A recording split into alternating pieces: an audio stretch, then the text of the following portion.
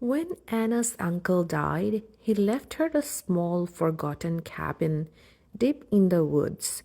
No neighbors, no signal, no road, just silence. Needing a break from the noise of life, she took it as a sign to disconnect. The cabin was colder than she expected, older too. It creaked even when she wasn't moving. Cobwebs clung to the ceiling, and something about the way the shadows stretched didn't sit right with her. But it was peaceful, or so she thought. That night, curled up in front of a dim fire, she started to doze off. Then came a knock, just one, soft, slow, at exactly 2:13 a.m. She froze. There shouldn't be anyone out there. When she opened the door, no one was there. The next morning, Anna told herself it was nothing. A branch, an animal, the wind. She walked around the cabin. No footprints in the snow, no scratches, nothing. But that night, just to be safe, she bolted the door and closed every window tight. She stayed awake, watching the time tick by. At 2:13 a.m., three knocks, evenly spaced, louder, almost like someone knew she was listening. She didn't open the door, couldn't move. She waited, heart pounding, until morning light broke through the curtains.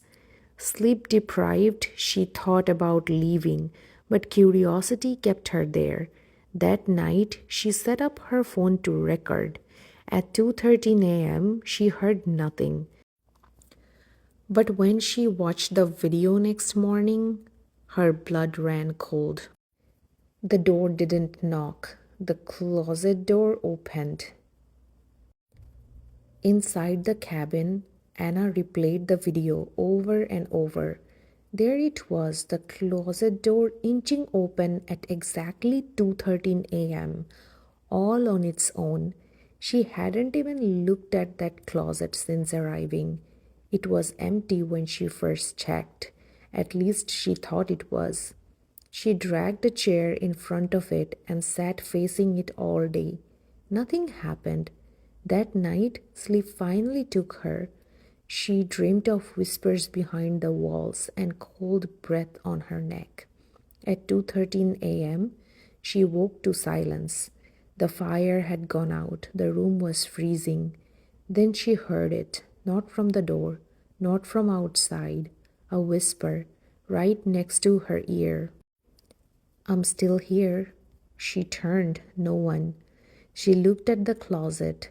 The chair was moved, and the door was wide open.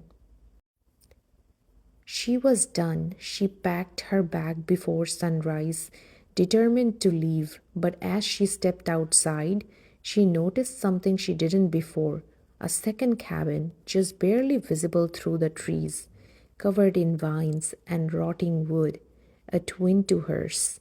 It wasn't there yesterday. She was sure of it. Drawn by something she couldn't explain, she crossed the snow covered ground and opened the door. Inside were dusty mirrors covering every wall and one small wooden chair in the center. She walked up to it and written in faint chalk beneath the seat, "Welcome back, Anna." Behind her, the door slammed shut, and at exactly 2:13 a.m., there was a knock from inside the mirror. The air inside the mirror cabin was thick, like time didn't move the same in here. Anna stared at the spot where the knock came from, but the glass was just glass now, silent, still. She tried the door, locked. The mirrors all reflected her, but in one she noticed something strange. Her reflection was moving, slower than her. Anna waved her hand. Her reflection waved back. A second too late. She stepped closer. In that same mirror, her reflection smiled. She hadn't smiled. Then it reached toward her, pressing against the glass, and knocked. 3 times. Knock, knock, knock. From inside. Anna stumbled back, but the cabin shook violently.